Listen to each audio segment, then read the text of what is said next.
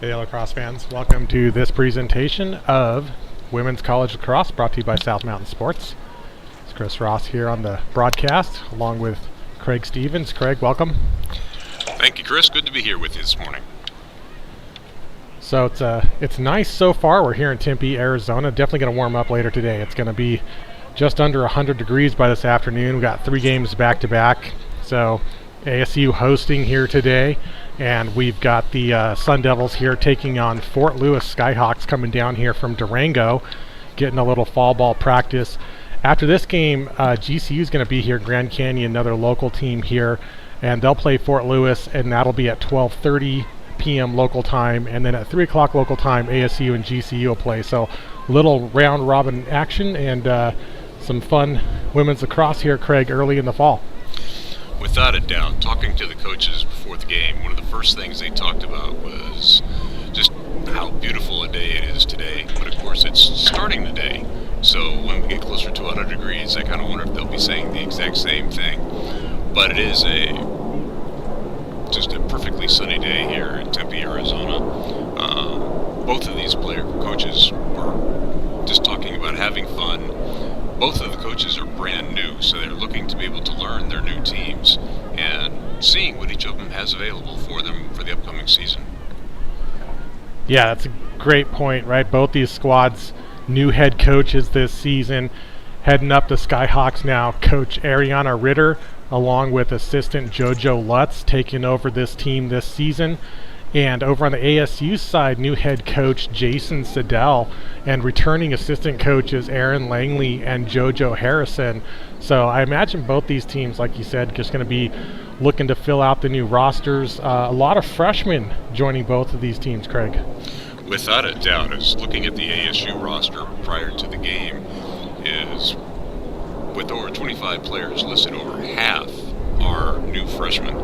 And I can only imagine what it would be like for them as they're coming out for their very first game, just finishing their first quarter of their freshman year, and all the things that the freshman typically has to deal with, and being a part of the lacrosse team as well. So this will be a real interesting experience for everyone today.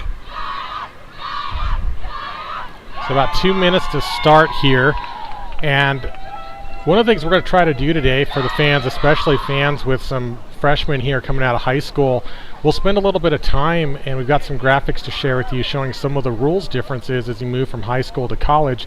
And there's also a couple differences between the college club game and the NCAA game. And of course, Fort Lewis in that NCAA Division II RMAC, Rocky Mountain Athletic Conference, coming here, and they're playing ASU and GCU, who are both recreational club teams, and they play in the WWLL, Western Women's Lacrosse League, and those leagues have slightly different rules but mostly the same. But one of the key differences here for the Skyhawks is that in their regular season games they'll be playing with a shot clock, so a little more pressure to shoot. But here at the club level, and that's what we're going to be playing by today, is the club rules, no shot clock, which does give these teams an opportunity to stall if they have a lead, say, going into the end of the game. One of the things that Chris and I try to be able to do for all of our lacrosse fans is we recognize some of our fans that listen into our telecast are very, very knowledgeable about lacrosse.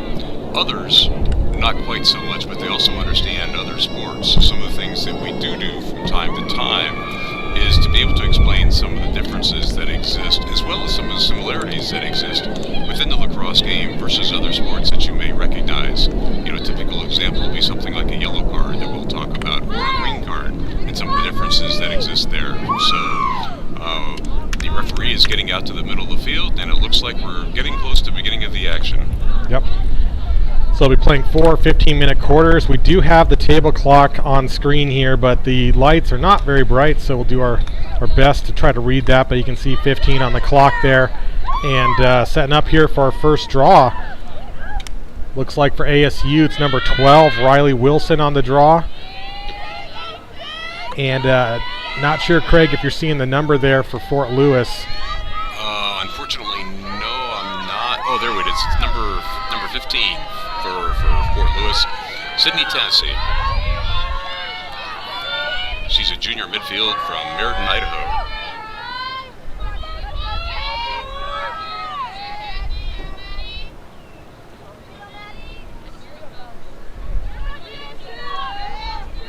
Looks like there's a little movement before the draw, so they're going to reset it up. Sometimes that can be called a false start if the official sees that one of the players moved early, but looks like they're just going to reset up here.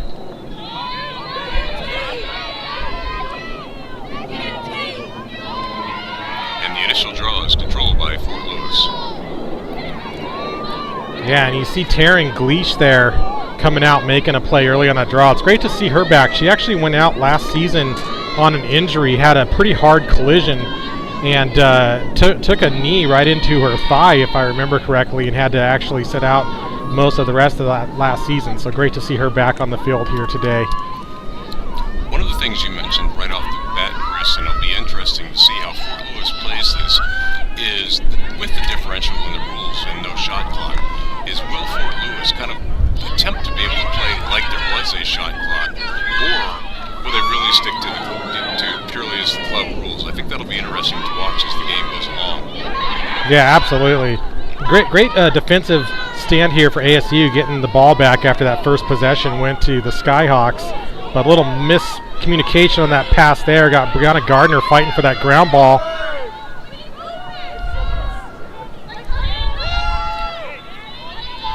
So ASU has the ball now out front, and just taking it around the perimeter. Yeah, and I think to your point earlier, Craig, if I'm coach of Skyhawks, right, I'm playing like there is a shot clock, because ultimately they need to play with that pressure, be able to get the shots off and score. And if it's a 90-second shot clock initially at NCAA, and once you get a shot on the cage, that clock resets to 60 seconds. But if you don't get that shot off by the shot clock, then there's a change of possession over to the other team. So if I'm Skyhawks, I'm playing as though there is a shot clock, and a nice early shot here by Kelsey Penta. Absolutely. Kelsey plays in the midfield and scores the first goal of the game.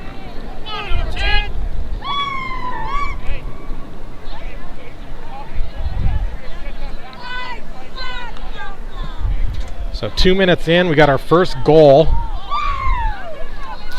And now it's interesting here, Craig, because I'm noticing they haven't stopped the clock. So there's either playing a running clock today, or the scoreboard over there with the timekeepers aren't aware of the rules. So we'll see if the officials correct that, but they haven't stopped the clock here.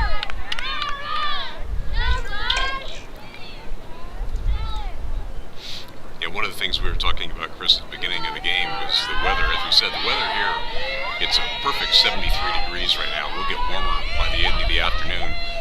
And I checked just a few minutes ago, and it was 51 degrees in Durango, Colorado. So that 20-degree difference probably very well could make a difference by the end of the games and the second game today. Could be. Now I think a counterpoint to that might be the altitude difference, right? These Skyhawks, used to that thinner altitude, might be feeling a little supercharged here. Tempe, Arizona, just about 1,000 feet above sea level, so a little higher concentration of the O2. Looks like we have green cards called against Fort Lewis.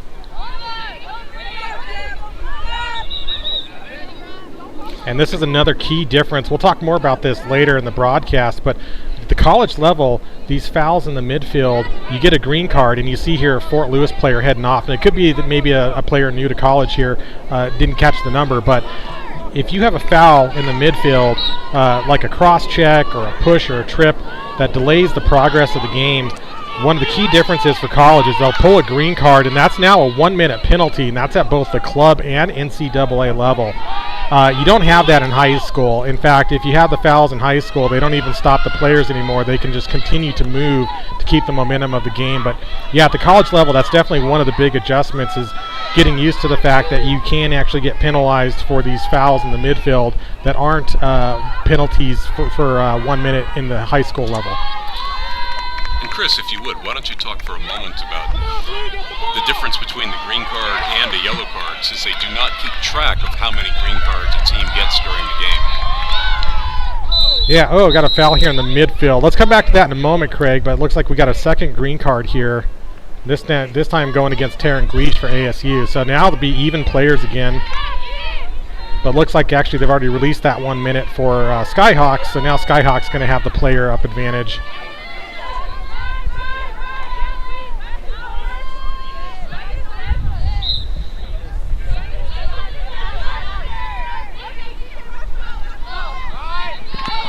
Skyhawks have it here on the near side of the field.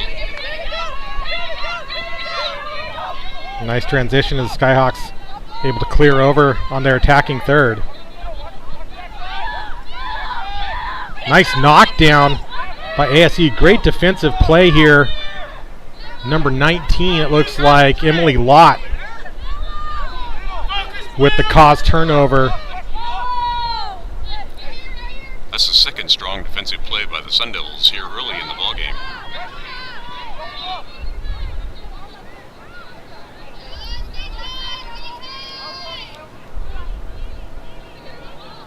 Fort Lewis definitely playing some pressure defense here on their end of the field, making it difficult for the goalie until they finally do get it out.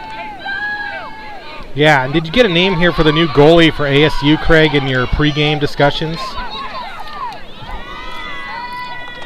Oh, what a save. I think that's right off the helmet. Take a quick look at this again while they pull the ball out in the backside. I did get the goalies. Great transition here. To turn around so I can see her number, unfortunately. Number 5, I think. Yeah, it looks like that might have been right off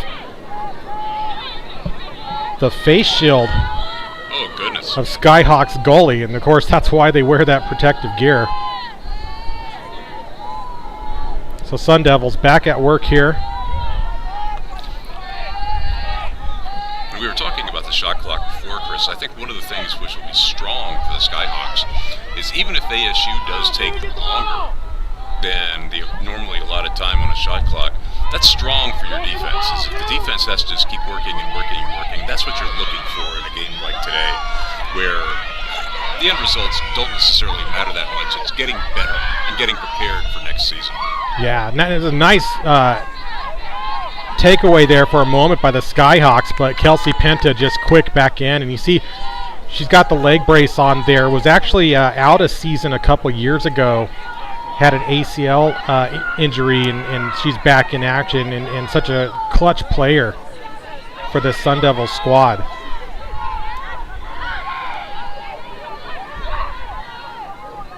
Nice look on the inside, but great slide and defensive back out there by the Skyhawks.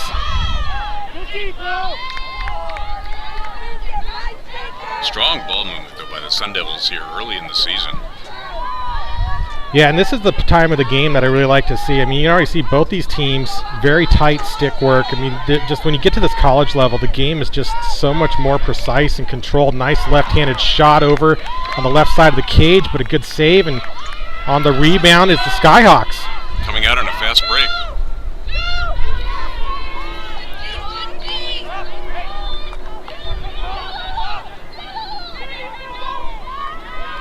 Sierra Lund has it on the far side. And they kick it back out front on the far side of the field. So looks like Fort Lewis going to take an opportunity here to do some substitutions and settle out the attack. That's really key of this fall ball, Craig, is you're testing out plays, you're testing out players in different positions, and little extension there from Penta is going to draw a whistle. So we'll get a free position restart out on the 12-meter. Looks like Phoebe Ramirez has it out front.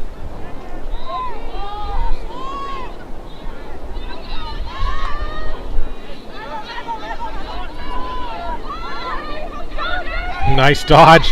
Pulls it inside, but nice slide in by the ASU defense, and they get the ball back. Brianna Gardner across midfield. Fantastic move there. She's, other than a shot, she really didn't have any other options, and ASU packed that in tight to be able to take the ball away. Coming in there, nice slide there, number 30 on the Skyhawks.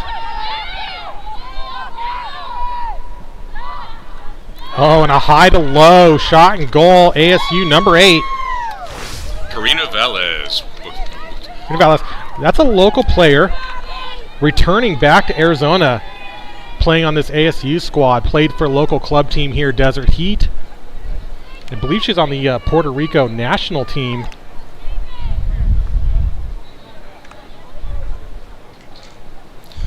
So that makes the score early in the match 2-0 Sun Devils. And clock still running here. Honestly, I wouldn't be surprised, Craig, if the officials just couldn't tell it's running. It's really bright out here. It's a little easier to see on our camera than it is in person. Oh, that's for sure. By the naked eye, it's on the far side of the field for us, and I couldn't tell you what the time was just from looking at it with the naked eye. Yep. But in any event, clock down at 5 minutes here, and you know, we've actually built out quite the crowd here, Craig. I think a little early on a Saturday morning for some folks, but the stands have filled in nicely, and actually a lot of support for the Skyhawks here as well. I think one of the things which is very interesting is you're going to find that these teams, although one is a club team and one is an NCAA team, these teams are reasonably evenly matched.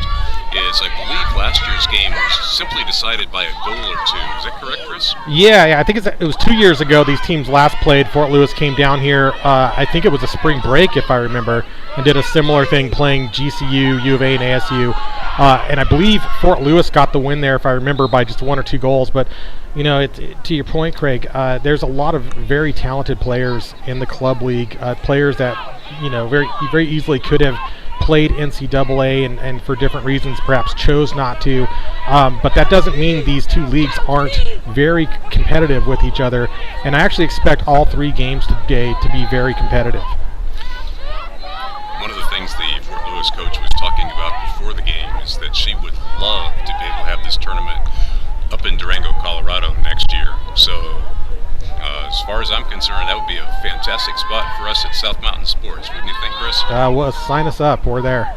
Durango's a beautiful town. You know, if you haven't been, highly recommended. Nice little knockdown there by the Skyhawks, and an opportunity here.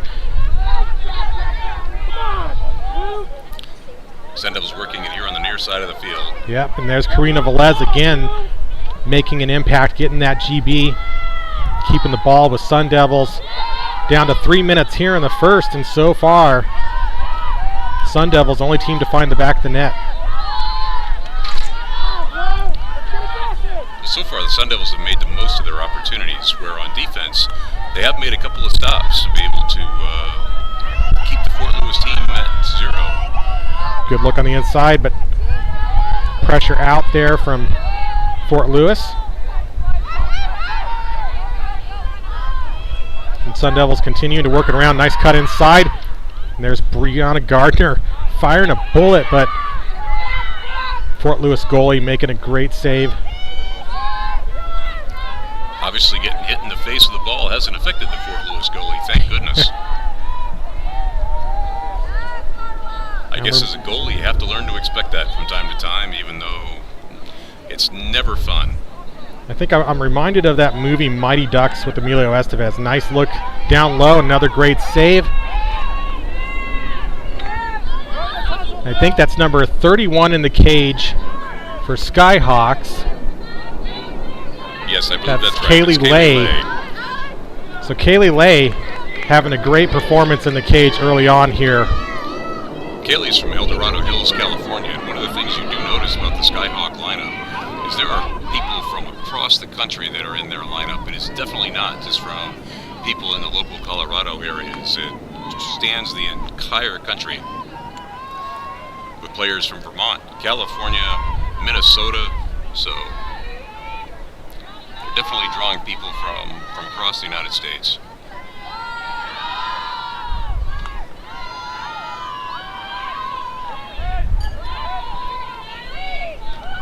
So just over a minute to work here, Craig. See if Fort Lewis can put one on the board before the quarter's out. A lot more movement this possession by Fort Collins. The first few possessions they were doing things on an individual basis. They had some fantastic individual moves. This time it's much more team-oriented where there was movement behind the goal, but unfortunately they turned it over. Yeah, you know, and you got to give a lot of credit to this ASU defense. They've really forced most of these turnovers, but look inside over the crossbar, and there was the opportunity Fort Lewis was looking for. But as I was saying, you know, ASU even got a stick on that earlier, and that's what caused that last turnover. And there's a nice little roll to the goalie there. And the goalie is Savannah Sands for the Sun Devils, number 5. 20 seconds on the clock here. Sun Devils working it across. Riley Wilson decides to hold on to it. In 10 seconds. Shut off here pretty quickly. Do we get one by the end of the quarter? And with that, looks like the clock's going to hit 0. So that's going to bring us to the end of the first here. Absolutely, with the score, Sun Devils 2, Skyhawks 0.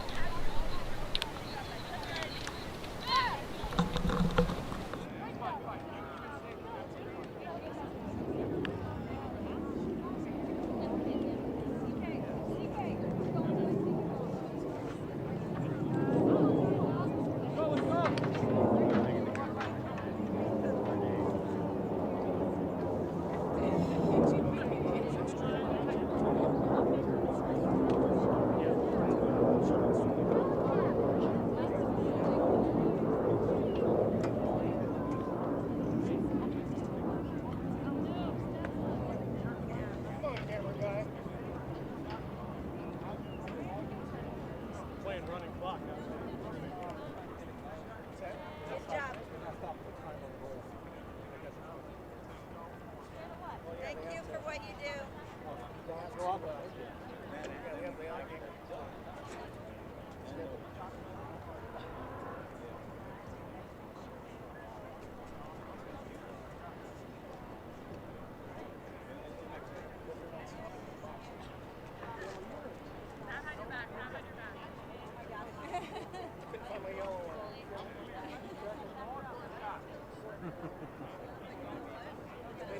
This got too big for my blue shirt, so okay. There's no way I'll mention that on the broadcast as well, I promise.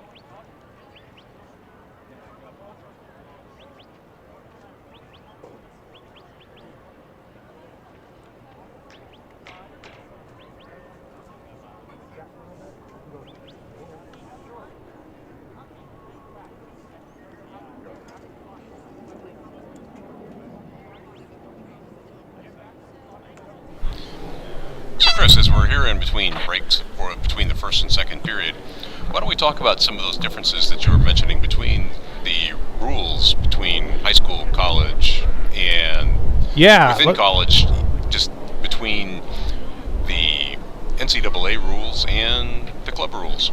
Sure. So we'll got a few of these graphics we'll bring up throughout the game, but let's start with a couple of the basics here, especially if you're coming from that high school game.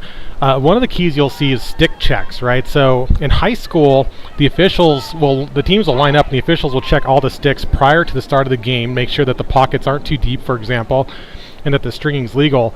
And they don't check them again unless requested by a coach. But at the college level, after every goal, they're going to check those sticks. So one of the keys is when these players score, they have to immediately drop their stick. If they don't, the game can be, the score can be disallowed. A couple other differences, of course, being the quarters being 15 minutes versus 12. We already mentioned the shot clock, and we'll turn the graphic off here. But the last one there to talk about is at the high school level, if you have a shooting space call and there was a shot and it goes in the net, that goal doesn't get allowed. At the college level, if there's a shot and it's commensurate with a shooting space call, the officials will allow the goal. So that's a big difference here at the college game. So that's a few of them. We'll talk about some more here as the game goes on. You know, admittedly, considering that I do a lot of public address announcing for various lacrosse games, it is much easier when you're calling a game as the PA when a goal is scored, because there are times that it's difficult to be able to see who actually took the shot when there's a number of players around. At the college level, when they do have to do the stick check, it makes it very easy because the player who scored has to put their stick down and get checked by the referees. So it is one of the interesting yet very subtle differences. All right, well, the Skyhawks got the first draw here, so let's see what adjustments they're able to make there. Only 2 minutes here between these quarters, so not a lot of time. And by the way, we were able to confirm there during the break that the games today are supposed to be a running clock. So my apologies for the table over there, but they are in fact supposed to be on a running clock. I think I might have heard the officials say, though, that in the last 2 minutes of the half and at the end of the game, they'll go to stop clock, which is kind of typical. And you see that in some of the high school JV games as an example. So a little mishandle on the ball here, but we've got a push. So possession going to stay with the Skyhawks. The running clock does make sense today, Chris. It's just with both teams playing multiple games in a single day, your players will get tired, regardless of the weather. So I think it's a good idea that to allow that to be able to occur.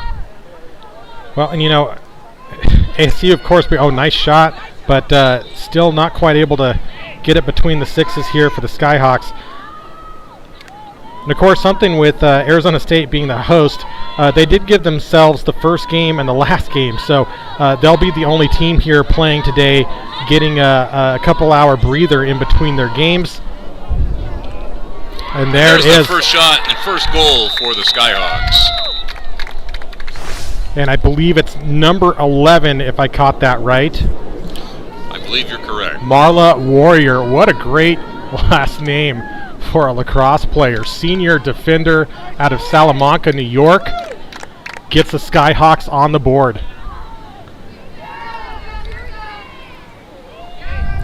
I'm sure that feels really good. Imagine just the thoughts coming through any player's head entering their senior year, realizing that this will be the last year playing in college. The experience that you try to be able to remember stays with you for the rest of your life, even if it's a scrimmage game such as today. Oh, I've watched enough of these scrimmages, and I can tell you, these teams don't play these scrimmages any different than they play a regular season game. It's not NFL preseason, no knock on the NFL, but these teams, they play just as hard whether it's a scrimmage or not. Well, but that's what makes them strong players, is you'll notice, even if it's just a pickup game from time to time, is players at this level just don't know how to turn it off. Is when they're out there, they're going to be giving it their best regardless, and that's one of the things that you have to give them credit for. Definitely. And there was a turnover that just took place. Yeah, looks like with that foul, possession going to stay here with Sun Devils, so Taryn Gleish going to bring the ball upfield. Finds an open Penta. Has some players going right down the middle as well as cutting down the side. Yeah, finds Caroline Kelly, team president here, captain for the Sun Devils, number 2 there.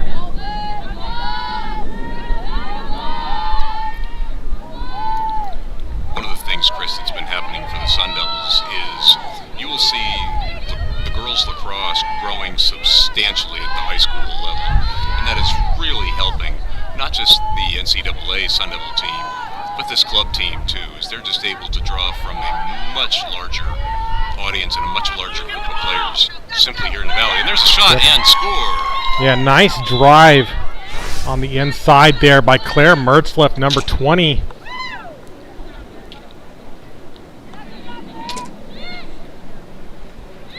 As we were talking, they're doing the stick check just to be able to make sure. No problem with the stick, and it is a goal for the Sun Devils, making the score 3-1. Yeah, and one of the things you'll see in those stick checks is, as you're playing here, you're cradling, you're shooting, you're catching. That will stretch the strings on these sticks just a little bit over time, and after enough time, that can actually cause a stick to be illegal, where the pocket can get just a little too deep. And, let me tell you, playing this girls' game is not easy, especially if you're used to a boys' stick. Pocket's twice as deep. I challenge anybody who hasn't to pick up a girl stick. Just try cradling, passing, and catching, and you'll have a lot more respect for what these women are able to do on the field. Chris, why don't you get into, if you can, just a little bit about the differences between, I know you touched on it briefly, the men's stick and the women's stick, because even the long sticks have some pretty substantial differences between the men's and the women's game. Well, the fact that you don't have the long stick in the women's game, so it's pretty simple. That's my point exactly. Right? The goalie sticks are the same between the women and men's. That's about the only similarity, honestly. The games are very different, to be honest. The women's game is a game of finesse and skill, and it's not so much the game of brute force that the men's game is. Honestly, it's one of the reasons why I enjoy the women's lacrosse game so much. It's like that in many different sports. I was also involved in volleyball, and the substantial difference even in volleyball is between between the women's game where the ball can go back and forth all the times. You can have very long points where in a men's game it's, serve, spike, point over. So the game is dramatically different, and it's wonderful to be able to observe those differences and the nuances and really respect what's happening out here with the women.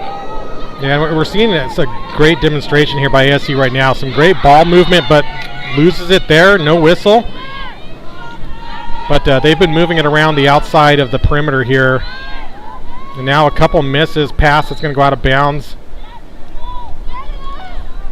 Well, so far it's been a really good, clean game. It's just we've had a couple of green cards, but it has not been physical play whatsoever. It's just been two teams going after one another.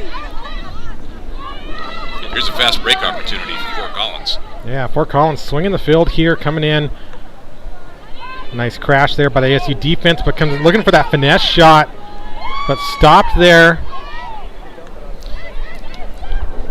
Fantastic save by Sav Sands, number 5. She's made a few good stops there for the Sun Devils.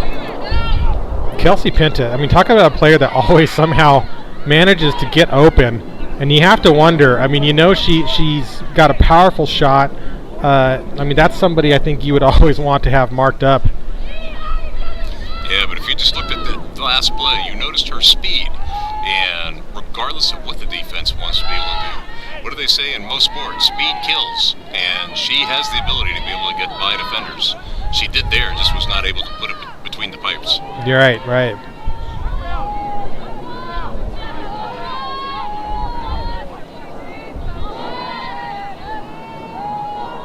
I think part of what both the teams are showing here too, Craig, and again, I think you really see this as you transition from high school to college especially. If you're going to compete at this level, you have to compete as a team. You have to play with a lot of ball movement, a lot of passing, a lot of assists. That sort of approach of one person, having the ball and driving to cage, it just doesn't work very often at this level. The defense is just too good. And these teams really have to rely on ball movement and stick skills in order to be able to get a shot off and get a score. Well, just look at the stick skills these ladies are showing right now. As the ball's going back and forth, back and forth. Chris, if it was just you and I standing out there all by ourselves, we wouldn't be able to do that and be able to keep the ball going. Yeah, Craig, if it was you and I don't think anyone would be watching. That's for sure. Well, unless it was a comedy channel. And driving in. ASU called on the push. Looks like 14 here. Riley Powlis coming in and gets the shot off. I do apologize. We're doing our best here to get the Fort Lewis names as well in on the broadcast, but as you can see, the numbers here are just a little hard for us to make out. Well, number 12 just took a shot on goal. It was Maddie Thompson. Another save by the ASU goalie, but it was turned over. Now it's right good opportunity. Shot and goal. 21, maybe? If it was, that's Allie Elliott. 20. It's number 20. Piper Price, a sophomore from Dripping Springs, Texas. That And cuts the deficit in half. Makes it Sun Devils 3, Skyhawks 2. 4:40 on the clock here in the second.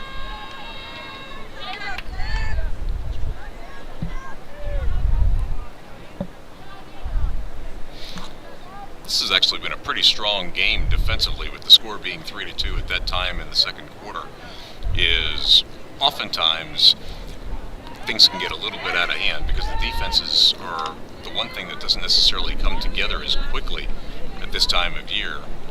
So both these teams have had some impressive defensive capabilities, wouldn't you say, Chris? Yeah, I mean, you've seen some great knockdowns and takeaways from the defense, and honestly, both goalies here have already had some impressive stops early on. Number 5, Savannah Sanchez.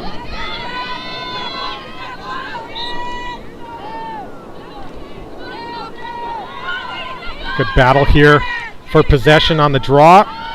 Caroline Kelly coming up with it for the Sun Devils.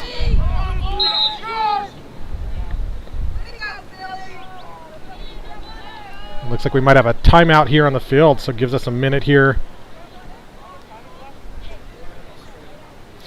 I would say that both coaches are so far accomplishing their objectives. Is both of them openly said that they wanted to be able to show more creativity, but they really wanted to be able to let their players have some fun. They wanted to see their teams play hard, play well, most of all enjoy themselves. Now from the Fort Lewis side, one of the things they really wanted to be able to do was find some more creativity. Is, I guess from last season to this season, is they're looking to be more creative both on an offensive and defensive nature, is they're looking to be able to create a new look to the program.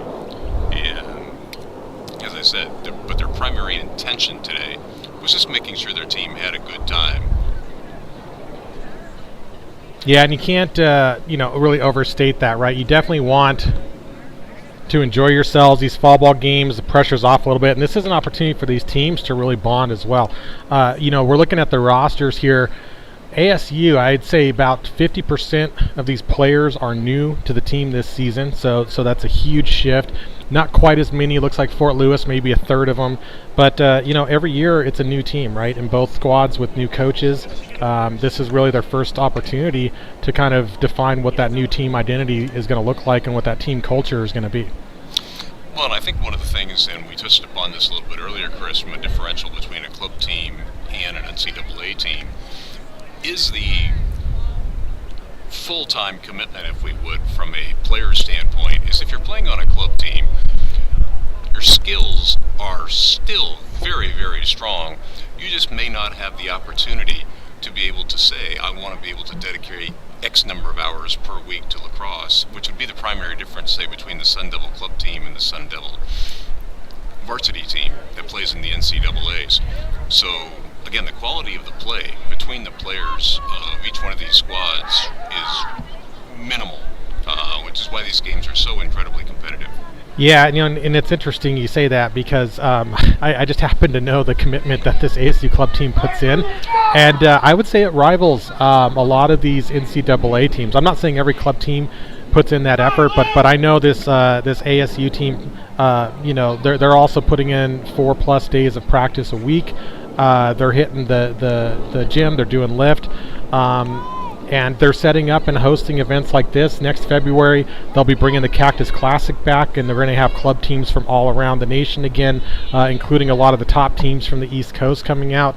So, there's certainly still a commitment. I do think, at the NCAA level, and a lot of players I know will not play at that level because they might want a major, for example, like a STEM major that's not available to them if they play the sport. But of course, at the club level, you can always do that.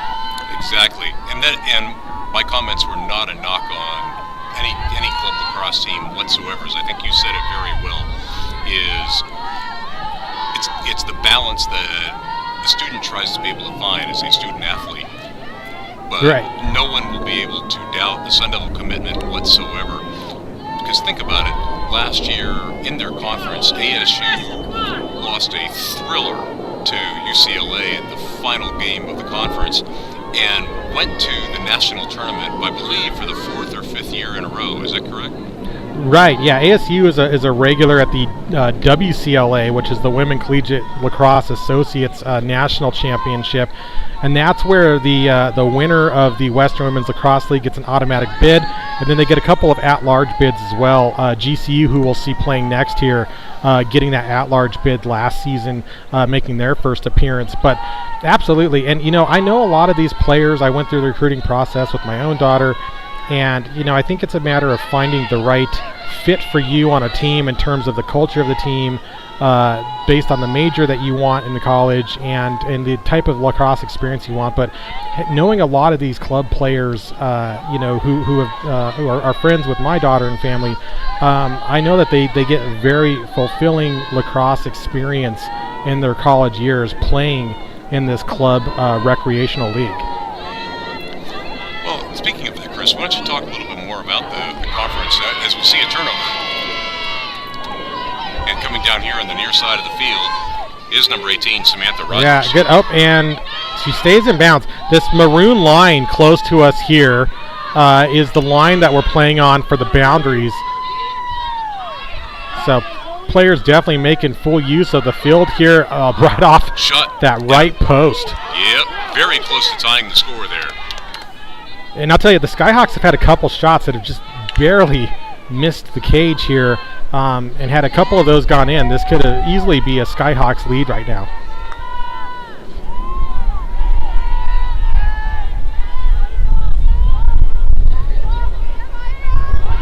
Well, you never know. Playing at 9 o'clock in the morning, maybe that's done something. It's just a couple inches off, and that's the difference between a goal and hitting the post.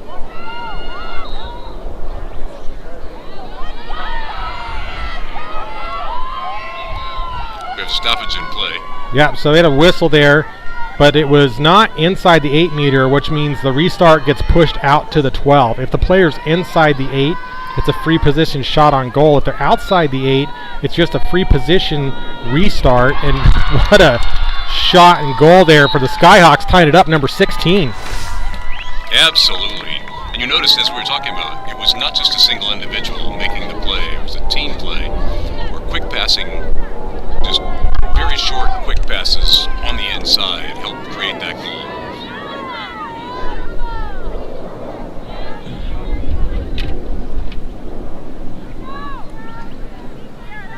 So it looks like Sierra Lund, sophomore attacker out of Boise. And that ties the score at 3.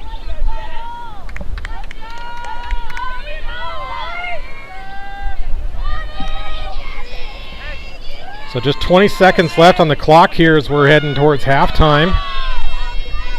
As we talked about from the top, these two teams certainly seem to appear to be pretty evenly matched.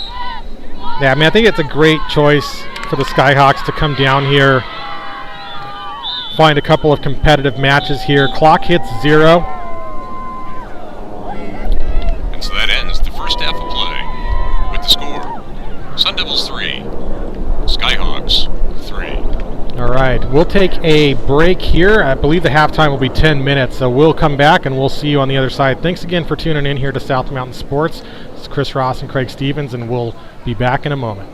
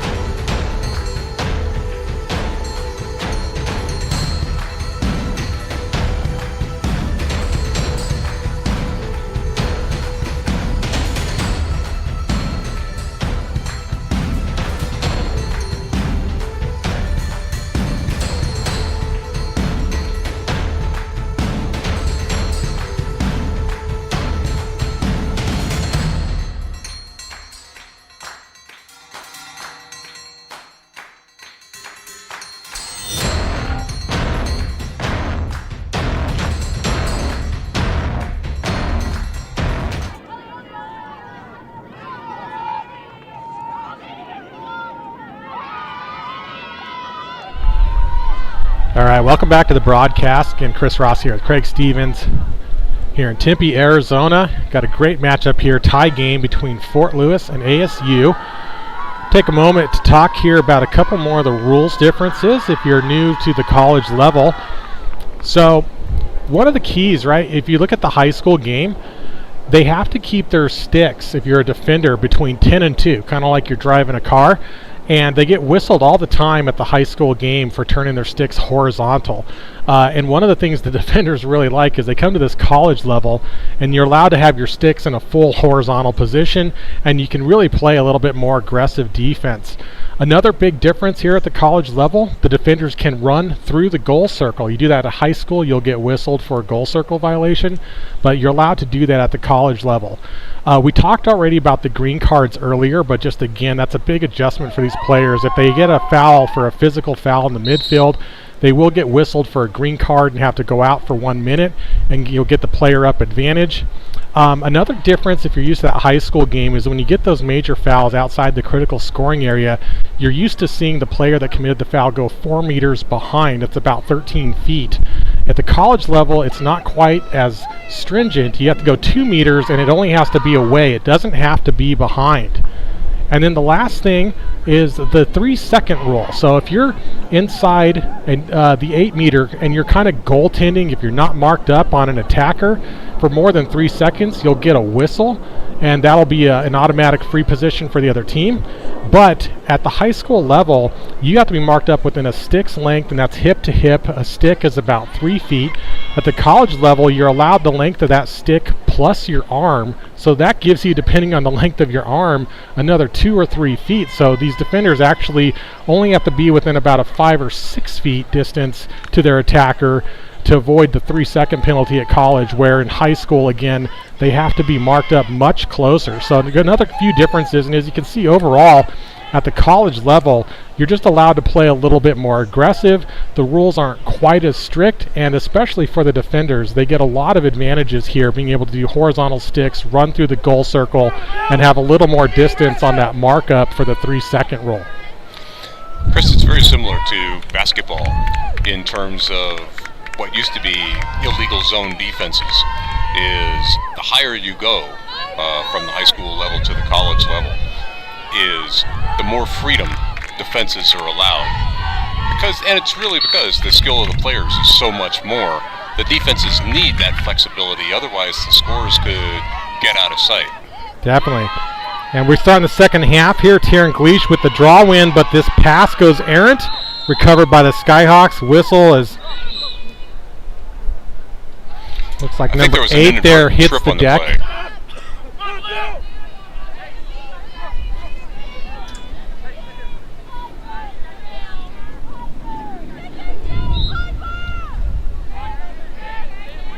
Yes, the Skyhawks just had it after an inadvertent trip on the far side of the field.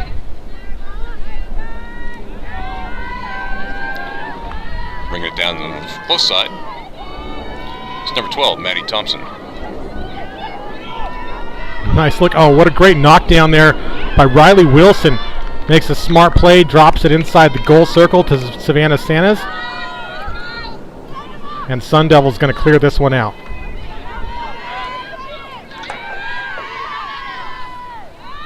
Oh, pass a little high. Opportunity for the Skyhawks. Can they take advantage? She never really had control of it, so it never really was officially a turnover. And the Sun Devils bring it back up the field. Oh, Emily nice Lott had it. Behind. Yeah, great trail check there. Seeing some physicality here. Officials letting them play a little bit. I like it.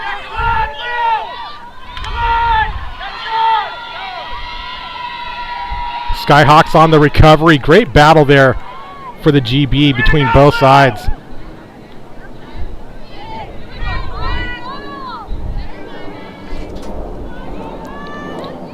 Sun Devils at least stopped the fast break opportunity, so Fort Lewis is setting it up. Oh, splits the defenders. What a move. Shot, man. Santa's bailing out her defense on the back end. Coaches and teammates call her Sav.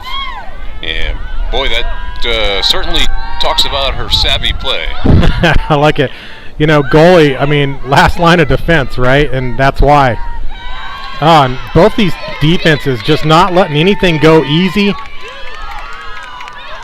But ASU is able to get the transition done.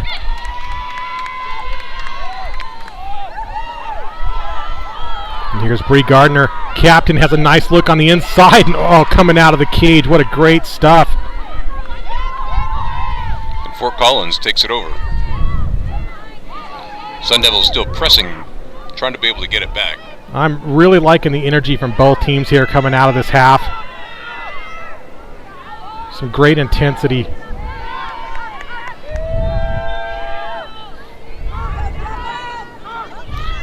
As you said before, Chris, scrimmage or not, their competitive spirit is going to come out, and I think that's really what's kicked in here in the second half.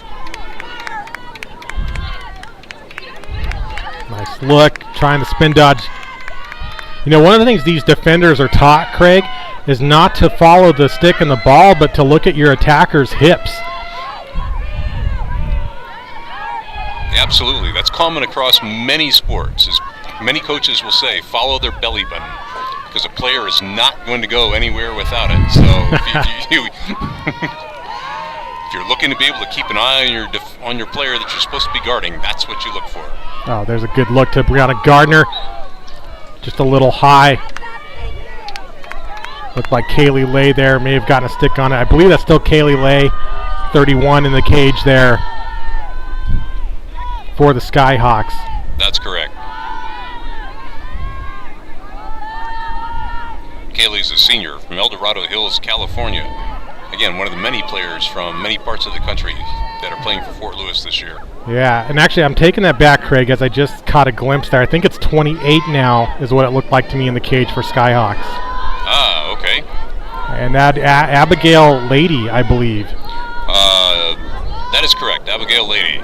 So a little switch talk here. Talk about another part from all over the country. She's from Warren, Vermont. Kelsey Penta, dangerous. Oh, man. Excellent read coming across the non-stick side and a great save by Lady.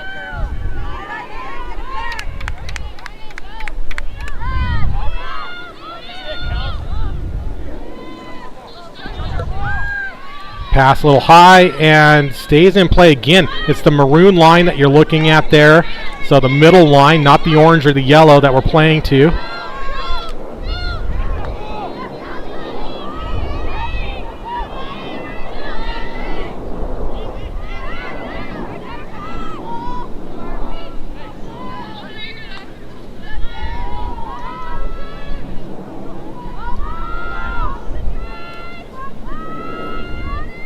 Trying to work the double team here.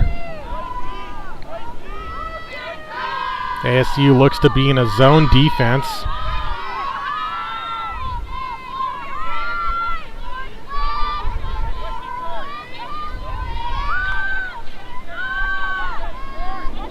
There's 10, Zoe Delgado looking for the assist.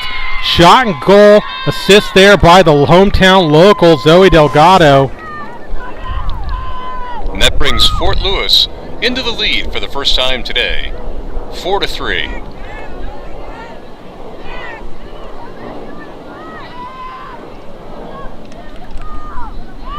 And I believe it's number 19 on the goal, Phoebe Ramirez, senior attacker out of Aurora, Colorado.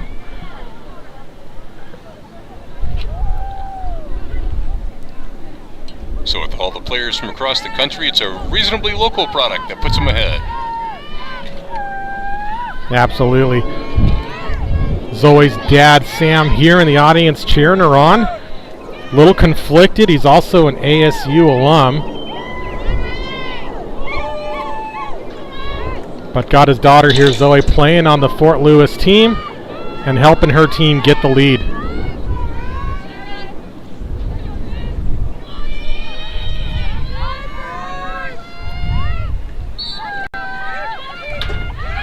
Oh, what a catch on the draw.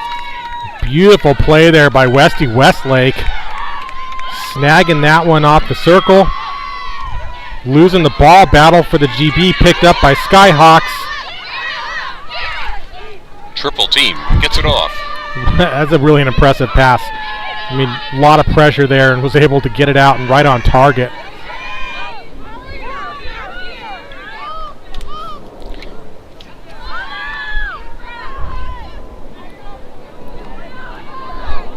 Kelsey Penta, the solid takeaway there, checks the ball out, gets the cause turnover, and back to ASU. And the story of this game so far, Craig, like you said, it's defense. Number 30, Brooke Gaza. Looks like she took a little hit on the last plays. Coming towards the bench. Doesn't look like it's anything serious, just taking herself out for a replacement. Looked to me like it might be Mertzlift, or no, it could be Karina Velez. There's a green card here against ASU. So yeah, I think that's against Velez. Going to be sitting out for 1 minute, and a chance here for the Skyhawks. Losing the cradle though. Oh, fabulous stick check there by number 7, Yeah. Bree Gardner. Bree Gardner making them pay, but gives it right back.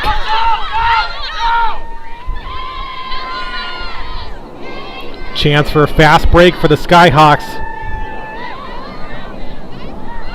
About 6.5 to go here in the third.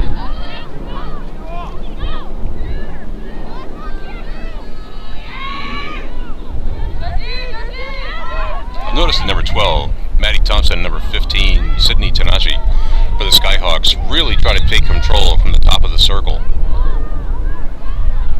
That's interesting there. I'd have to look at that one again. I thought that was actually off the Skyhawks going out of bounds, but they award it to the Skyhawks, so maybe it touched an ASU player. A little bounce shot on the inside, shot and goal, number 26, Skyhawks.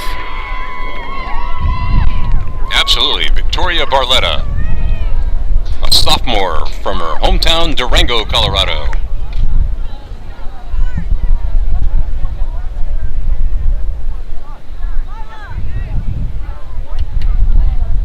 And again, as we talked about previously, they do a quick stick check after every goal. The goal counts, and that makes the score Fort Collins 5, the Sun Devils 3.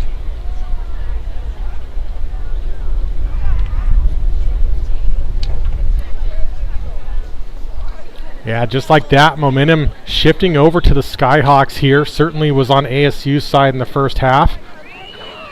But overall, just a great competitive matchup, a lot of back and forth, and a lot of these possessions ending up in turnovers. It's a good thing here that we're keeping our own score, Craig. We're not keeping score over on the table, but at least they're keeping time.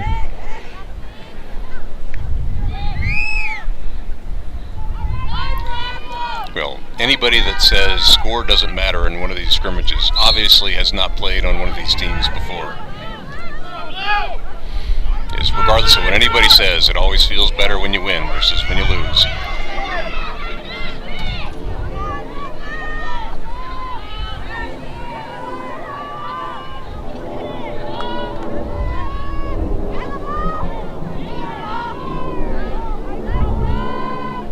Skyhawks with another possession. Driving inside, has a good look, shot and goal, and now Skyhawks up by 3. I believe that was number 21, Allie Elliott. I'm saying 28, Craig. 28. Oh my goodness. So that would have been Ava Postal. She's a freshman from St. Louis, Missouri.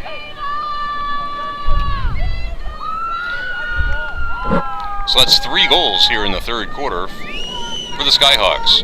That's Makes right. the score Skyhawks 3, Skyhawks 6, Sun Devils 3. And I think you noted at the beginning of the game, Craig, we got 2 number 28s here on the Skyhawks. Early preseason, not all the pennies are in yet, but one of them is in the cage, so it makes it a little easy to tell who the other one is.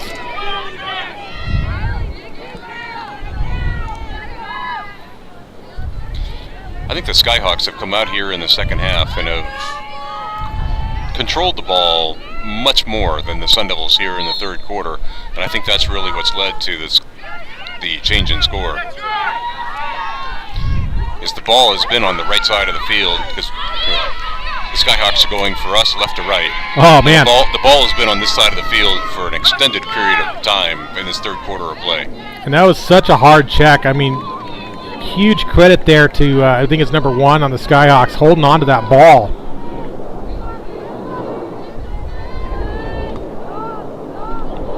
28 driving in again. Ava Postal. Again, strong passing and a lot of movement taking place, but there's a turnover. Oh, there's a foul call. Yeah.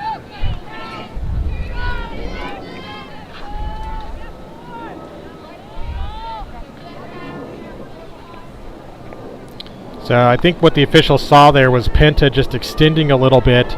You are allowed to go horizontal on the sticks at college, but you still can't extend and displace the attacker. So this is going to set up a free 15, position Sydney shot. Tanachi from out front. Yep, right there on the center hash coming in, and some patience, number 15. Yep, Sydney Tanachi took it right down the middle and scored. And that makes it 7-3 Skyhawks. I think it's interesting, Chris, is I don't believe anyone has more than a single goal today. Yeah, definitely moving it around both sides, right? Both teams. I think you're right. I'd have to double check, but I think there's been no oh, you know, we might have missed something there, Craig. I think that goal I noticed that too, because disallowed. there was no center play, so perhaps the goal was waved off. Yeah, you know, I have to look again, and she might have stepped into the goal circle. Is a likely scenario there. I didn't get a chance to catch the replay, but we'll correct the scoreboard here in a moment. So it'll stay 6-3 ASU with the ball here now. Riley Wilson coming in, loses the cradle, and back to Skyhawks. Just under a minute, and tough stick check there in the middle of the field by Kelsey Pinta. And let's see if this is a green or a yellow. Looks like a green. Green card issued. So yes. if the physicality is too much, you still can absolutely get a yellow card for these penalties in the midfield. But we see a green here. So 1 minute penalty. If it's a yellow, it would be a 2 minute penalty.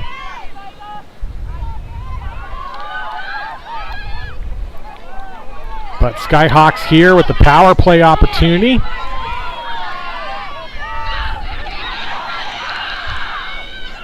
Oh, comes across the body, shot, and nice save. Fantastic save. And 7 seconds left as we wind down the third.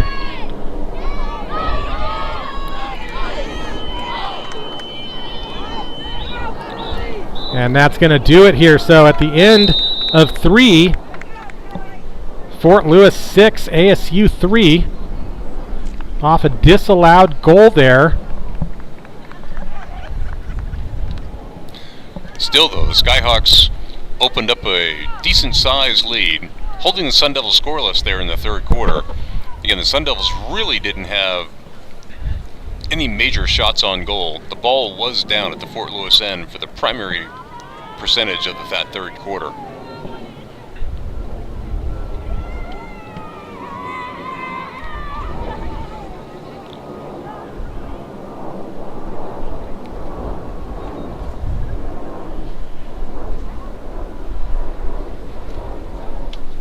All right, well, let's take this opportunity on this break, Craig. We'll look at our last graphic here on rules differences between high school, college club, and NCAA. And this one will talk about cards. You were asking about this earlier, Craig, and we were just talking about it. Yellow cards, let's start with those. In the high school, they're 2 minutes non-releasable. That means even if the other team gets a goal, you're still serving that full 2 minutes. At the college level, those yellow cards, they're releasable on a goal. So if you get a goal, if the other team gets a goal and you're on a yellow card, you then get to release that player from the penalty box. Another difference, if you get 4 or more yellow cards at the high school level, you play a permanent player down on that 4th yellow card, and every additional card you get is an additional player down. And I have seen some high school games with 9 or more yellow cards where half the team is sitting on the sideline, and it's quite the mismatch. You don't have that at the college level. The penalties are always 2 minutes, but if you get to 4 or more, the only difference is they become non-releasable, so you do have to serve the full 2 minutes. Red card, fortunately we don't see a lot of those. That's for a very egregious foul. you are ejected from the game, whether it's high school or college. In high school, you have to sit in the penalty box for 4 minutes, and then you're ejected from the game. You do have to remain on the sideline with your team. You actually can't leave the venue, believe it or not. You have to sit there. But if you are in college, it's 5 minutes, so an extra minute. And then the last thing is if you are on a power play, so if you got a green or yellow card and your player up, if you go into a period change, so you say you switch quarters or you switch halves, at high school, you'll come out, and even if there's a yellow card and a player serving a penalty, you go to a draw. So there's still a 50-50 chance of possession. That's not the case in college anymore. You come out and you actually restart the team with possession in their relative area on the field. So you don't automatically go to a draw. So if you do see there's a card being served and there's a switch over in the periods, we may come back and actually just resume play from where it left off and not go to a draw like you're used to. So a couple more of the key differences there between the games. Hopefully that helps. And I think when spectators know the rules, we're not always so mad at the officials, Craig. Well, Chris, I think one of the things to be able to discuss too is, as we talked about, they don't really keep track of green cards the way they do keep track of the yellow cards. True, good point. And one of the things I do believe, which is interesting, is a single player could get, potentially, you would hope that this isn't the case, but they could potentially get, say, 3 to 4 green cards in a game, where if they had 2 yellow cards, I believe that would mean for an ejection for the player. Wouldn't that be correct, Chris? Correct, yes. At the high school level, if you get 2 cards, or yellows or more, and at the college level, then you're out for that player is out for the remainder of the game.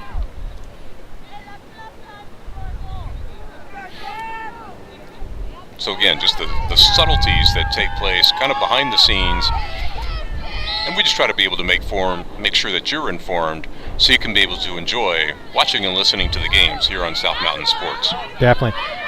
And one of the things too, that I'll hear sometimes, Craig, is that 2 yellows is the same as a oh, nice fast break. Let's come back to that. Great shot and goal for the Skyhawks. Absolutely. Might have been off the fourth quarter where they 18? Left off in the third. 12. Number 12. Number 12, Maddie Thompson. I was saying earlier how Maddie Thompson is one of the players who was controlling kind of the top of the key, if you would. And she's had some significant impact on the game. Maddie is from Toledo, Ohio. She's also a freshman, so one of the new players on the team. Yeah, that's fantastic. Craig, of course, I don't expect the Skyhawks to change jerseys on our account, but if they do change jerseys at some point, let's hope for a little more color contrast.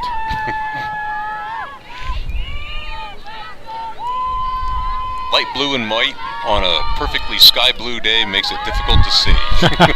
And they're reflective too, and the sun's pretty bright here in Arizona, so that certainly doesn't help matters.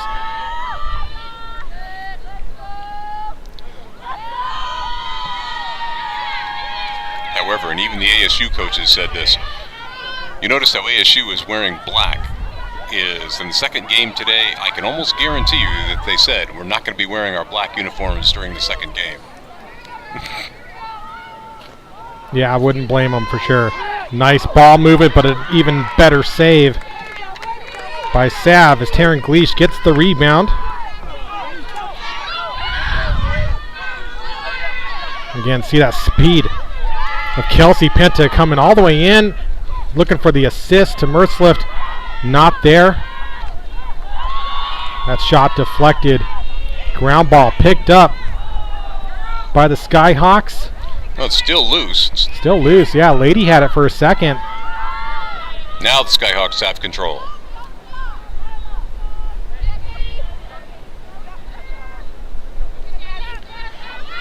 The Sun Devils aren't pressing the goalie pass out the way they did as much in the first half, and that is creating some fast break opportunities for the Skyhawks.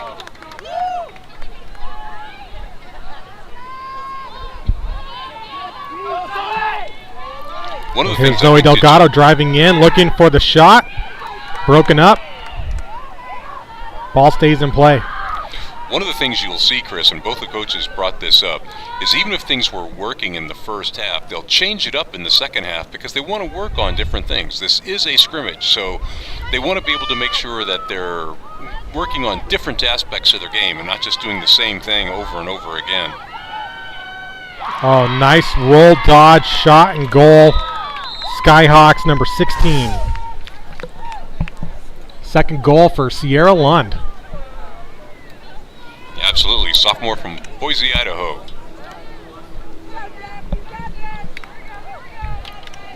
And that starts to open up the game as it's Skyhawks 8, Sun Devils 3. Yeah, Skyhawks really starting to pull a little bit of a lead here. And you're absolutely right, Craig. I mean, this is really the chance in these scrimmages to move players around to different positions, try things out.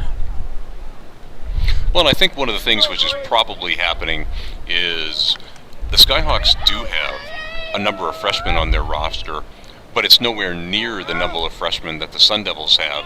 So you would expect things to start showing in the second half, where having worked together as a team much more closely for the past few years provides significant advantage.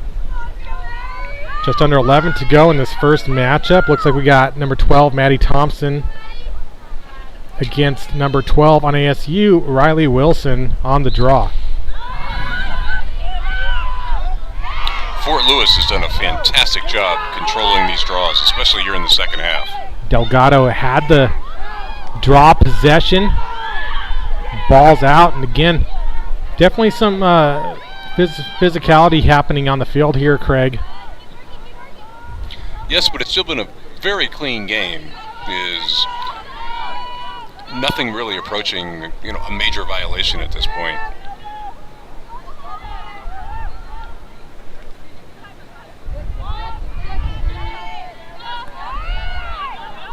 So Thompson doesn't like the look, feeds it back to Delgado at the top of the fan.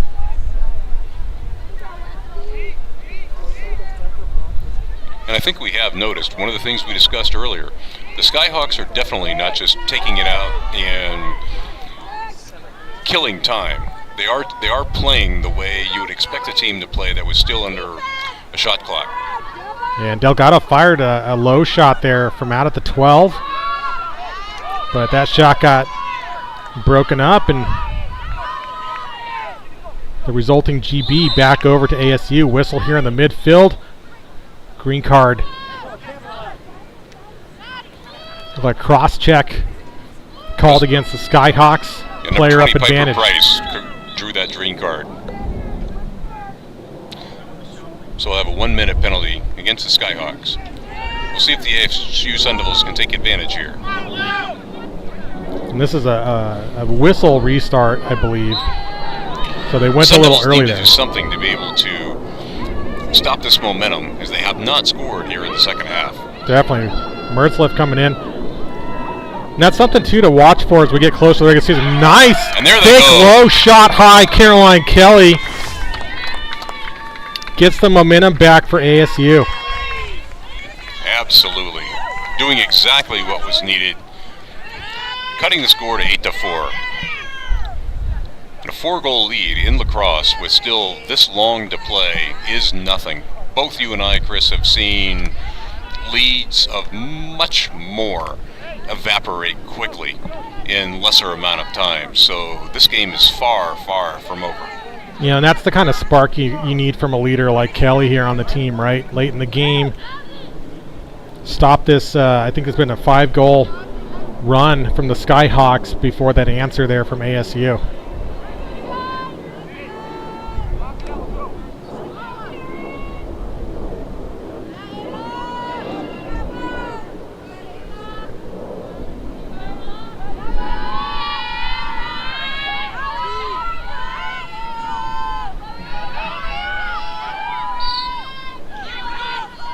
High draw. Once again, the Skyhawks control the draw. I think the adjustments made by the Skyhawks with this midfield lineup have really worked for them in this second half, as they've gotten the majority of these draws. Ava Postal took it right down the middle after the draw. Did a fantastic play to be able just to put it in play for the Skyhawks here down at their end.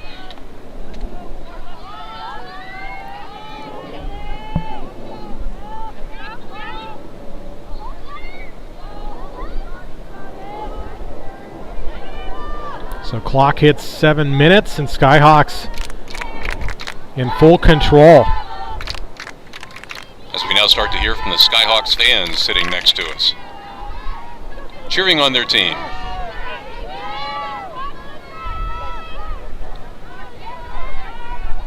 Delgado looking for a feed on the inside. Hits a player. Nice spin shot left side of the cage. Number 20, Skyhawks.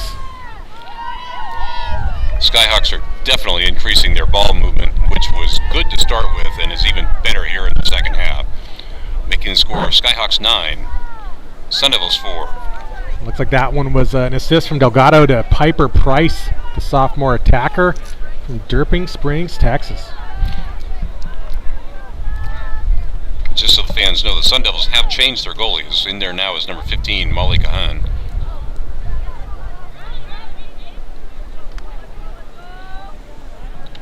But Sun Devil defense has been under assault here in the second half, as the Skyhawks winning many draws, and the ball does seem to be in the Sun Devil end the majority of the time. So the Skyhawks definitely dominating in times of time of possession.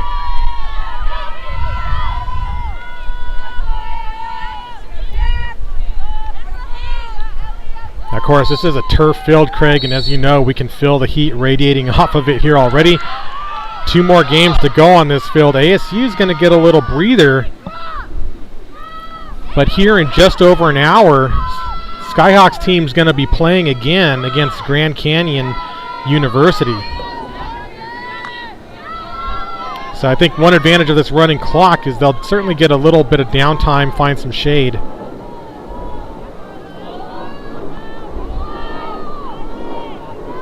As I'm sure we're well into the 90s at this point.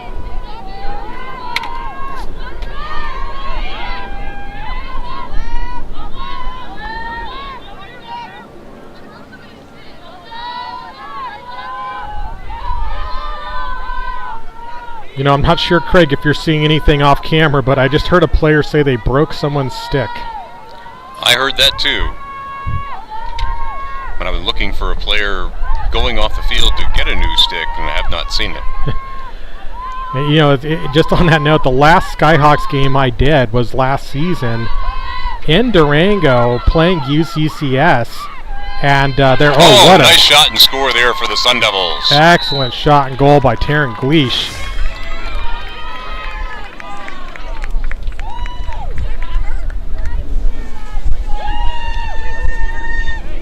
So that makes it 9-5, and the Sun Devils looking to be able to make a comeback, and I think this is just a fabulous experience, especially for the Sun Devil freshmen.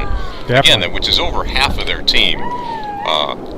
That may have impacted them there for the third quarter and the start of the fourth, but you can just see the momentum starting to be able to kick in, and their pride kicking in, and they are doing whatever they can. But again, the primary objective of both of the coaches today was to make sure that not only did their players get the experience, but that they had fun and enjoyed themselves. Definitely. Yeah, going back there to the Skyhawks, Craig, last season, saw one of the Skyhawks players' stick get completely broken in half in that senior day game for them against UCCS. Great day there still for the Skyhawks. They didn't get the win, but it was also a Morgan's Message game for them. Great message there from the Skyhawks team on mental health for student athletes, and of course celebrating the seniors that were graduating last year. Those are always fantastic games to be at, and are teary moments, let's just be honest. Doesn't matter if your child is playing for one of those teams, the opposing team, or you're just a regular fan. When you see senior days and you realize that that's the last time that player will be playing on their home team's field, it always big means moment. something. It's always special. Nice knockdown here by the Skyhawks. I think that might have been 28. Getting a little bit of ball movement. Penta knocks it out, but the ball's down, and Penta able to get that ball back for ASU. And you can still feel Little over 2 minutes to play. ASU still playing with a sense of urgency here. Looking to finish strong. Errant pass, though, and it looks like it's going to be taken over by Fort Collins. Yeah, and I mean, I think you're starting to see a bit of fatigue on both these teams. It's getting a little bit harder to handle the ball here towards the end of the game. Passes maybe not quite as on point as they were earlier. But these teams have really put a lot of effort out here in this first game. Oh, the quality of play has been absolutely outstanding, considering this is a fall game. It's their first game. The stick work, the shots. Oh, that was a nice look. Teams. Gets the ground ball back. Second shot saved by Sav. Picked up by ASU. They've got a chance here. Try to get one more on the board before this thing's over. Here comes Caroline Kelly again, just sprinting down the middle of the field. Penta with a rare drop. And again, just as I was saying, I think we're seeing a bit of fatigue here, but ASU has a chance. Had a look inside. This is a great opportunity for coaches. Oh, sorry there, Craig. Just a great interception here by Skyhawks, lady in the cage. Absolutely. Absolutely. What I was about to say, Chris, is it's a great opportunity for coaches to be able to say, this is the level of energy that you need to be able to play a full 4 quarters of a game. And it's a great learning experience. It's not easy, right? I mean, you come in, and especially here, you know, lower altitude, but a lot more heat, certainly for this Skyhawks team than they're used to. And to be able to play 4 quarters at full intensity is just not easy. Well, I've asked coaches before, so how many miles do you think your players run every game? And the answer is always somewhere between 2 and 5, depending on the position that they play. Well, and that's going to do it here for our first game. So our final is going to be Fort Lewis 9, ASU 5. Great opening game here for this series of 3 games we're going to have here today. I think just the thing there, Craig, too, is this is why you need a deep bench, right? You can't have your starting line run the entire game. You have to really have depth in your bench, and you got to be able to have players be able to come on and substitute and still perform and keep those fresh legs on the field. Absolutely. And then, of course, that's one of the reasons why having so many freshmen makes it more difficult, is you want to be able to keep those fresh legs on the field. But these players really have not had the opportunity to play together other than practice for just a few days. And it's difficult to be able to maintain that teamwork, which is really required. But that's one of the reasons why you play these games, is to be able to help them get that experience. So when the regular season comes around in the spring, they'll be able to work much better together as a team. And that's one of the reasons that you play these games here in the fall. Definitely. And, you know, I think for Coach Jason Siddell here at ASU, Coach Ariana Ritter over for the Skyhawks and their assistant coaches, great chance here just to see their teams in action. Great learning opportunity for both sides. Well, Coach Jason, at the beginning of the game, he said 3 things to me, and he just repeated them over and over again when I asked him what he really wanted from the game today. He said, play hard, play well, have fun. And I would say the Sun Devils definitely accomplished that. And I would also say the Skyhawks, who were looking to be able to say we wanted to be able to add some new creativity to their offense and provide a gritty new defense, I think they accomplished that as well. Absolutely. Well, I think we're going to sign off here for this first broadcast. We'll be back in just over an hour here for the next matchup, which will be Fort Lewis coming back, taking on GCU here in Tempe, Arizona. Thanks again for tuning in here to South Mountain Sports. This is Chris Ross along with Craig Stevens. Thanks for tuning in, and we'll see you again here shortly.